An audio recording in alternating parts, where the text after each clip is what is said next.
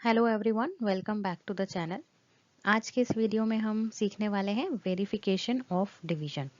यानी कि जब हम डिवाइड करते हैं और उसको हम सॉल्व कर लेते हैं, सॉल्व करने के बाद हमारा करेक्ट आंसर आया है या नहीं आया है, उसको हम किस तरीके से वेरीफाई कर सकते हैं यानी कि चेक कर सकते हैं, वो हम आज इस वीडियो में सीखने वाले हैं। सो एंड तक ये वीडियो ज़रूर देखिएगा एंड अगर आपको पसंद आए तो लाइक, शेयर एंड सब्सक्राइब करना मत भूलिएगा। वेरिफिकेशन ऑफ डिवीजन मतलब जब हमने डिवाइड कर लिया है तो उसको वेरीफाई कैसे करेंगे कि हमारा आंसर करेक्ट आया है या नहीं। तो अब इसको हम 3 पार्ट में डिवाइड करके सॉल्व करेंगे। सबसे पहले हम करते हैं सिंपल डिवीजन वाला विथ नो रिमाइंडर। ये हमने एग्जाम्पल लिया है जिसमें रिमाइंडर नहीं बचेगा, उसको हम कैसे वेरीफाई करने वाले हैं। ले लेते हैं कोई भी एक सिंपल सा नंबर, लेट्स से 16 ले लिया हमने, 2 से डिवाइड किया। सो ये है हमारा डिवाइड जब करेंगे तो 2 की टेबल में 16 8 पे आ गया, ये माइनस किया 0, इसमें रिमाइंडर नहीं बचा। ऐसा केस जो सिंपल डिवीजन है उसमें कोई रिमाइंडर नहीं बचता, तो उसको वेरीफाई कैसे करते हैं। लास्ट वीडियो में हमने ये पढ़ा था कि इन तीनों को बोलते क्या है, डिविडेंड, डिवाइजर, कोशेंट। तो ऐसे केस में जब रिमाइंडर नहीं बच रहा है और उसको वेरीफाई करना है तो हम क्या करेंगे, हमारे कोशेंट को हमारे डिवाइज़र से मल्टीप्लाई कर देंगे, तो उससे हमारा जो रिजल्ट आएगा वो हमारा डिविडेंड आ जाएगा।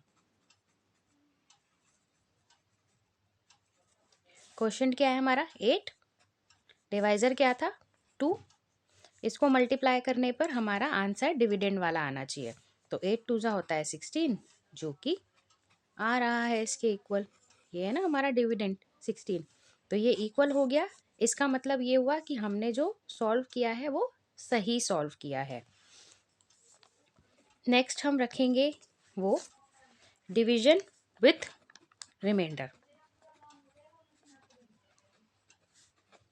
वो वाला डिवीजन जिसमें हमारा रिमाइंडर बचेगा। तो अब उसके लिए हम क्या करते हैं, हम ले लेते हैं कोई भी एक ऐसा नंबर,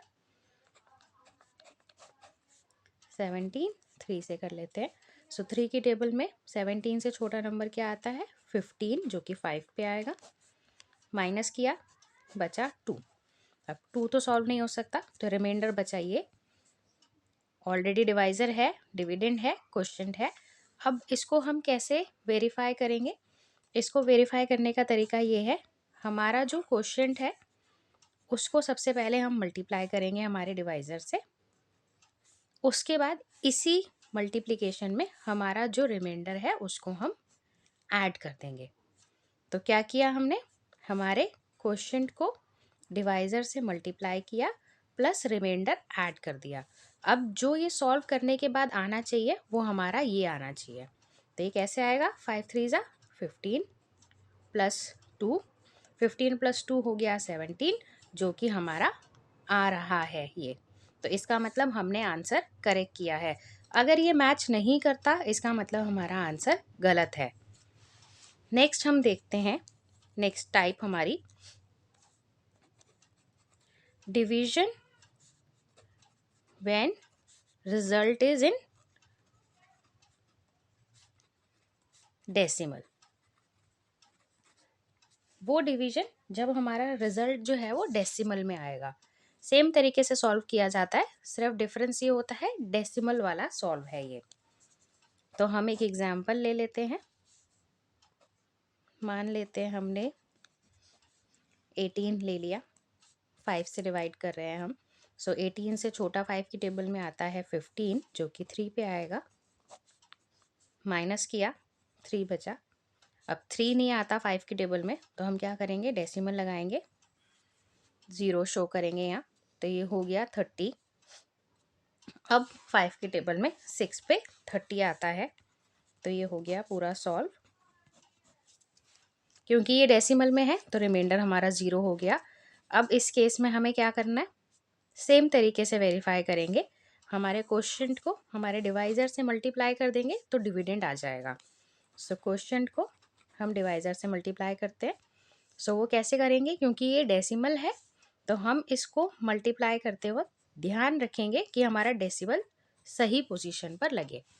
सो 5 6 30, तो ये 0, ये 3 ऊपर, 5 3 15 प्लस 3 18। अब डेसिमल कहाँ लगेगा? क्योंकि यहाँ पे डेसिमल के बाद एक ही डिजिट है, तो यहाँ पर भी एक डिजिट के पहले ही डेसिमल लगाएंगे, जो कि यहाँ लगेगा। तो ये आ गया हमारा 18.0। इसका मतलब होता है 18, क्योंकि पॉइंट के बाद 0 की कोई वैल्यू नहीं रह जाती। सो 18 आ गया, जो कि हमारा डिविडेंड था। इसका मतलब ये हमारा करेक्ट है, हमने डिवाइड सही किया था, इसलिए ये मैच कर रहा है। सेम वे में सॉल्व होगा। तीनों तरीके सेम है, सिर्फ डिफरेंस क्या था? यहाँ पे रिमाइंडर नहीं था, यहाँ पे रिमाइंडर बचा था, और यहाँ पे डेसिमल में आंसर आया था।